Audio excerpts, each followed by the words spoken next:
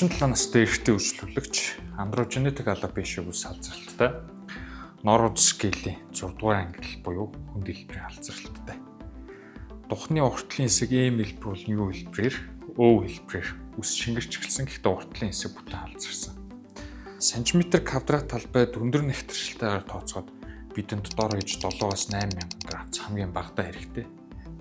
Донорын шинж чанар гэвэл нарийн сантиметр квадрат талбайд дор хаяж 70-80 ширхэг графц, 2 шанаанаас эхлээд дагдсны хэсэг, нөгөө талын шанаа буюу бүтэн талбайгаас донор үсээ сонгож авах нэ.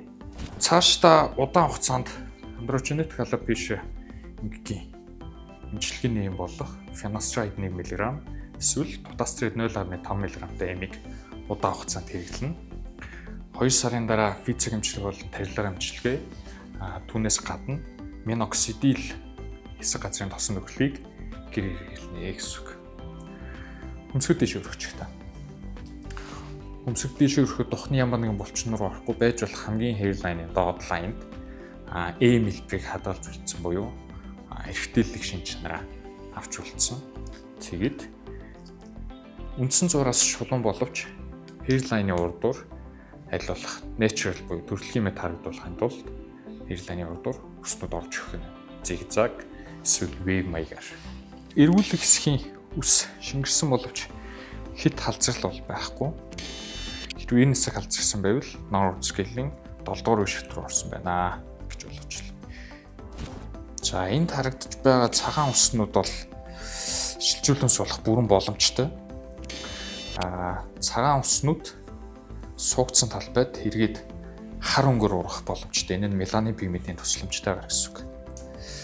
За донор хэсгийн hairline-ыг донор хэсгээс үсээ авахдаа шилэн үзүүний доод хэсгээр авж байгаа зорилго нь hairline болон шанаа хэсгийн үсийг энэ хэсгээс авах зорилготой. Чихний харалтай байгаа дэд хэсгийн нарийн үснүүдийг авж байгаа нь мөн ижил hairline болон шанаа хэсгийн үснүүдэд илүү нарийн үснүүдийг оруулах зорилготой. Энэ мэдээж төрөлхийн мэт харагдахад шууд ач холбогдолтой байдаг байна.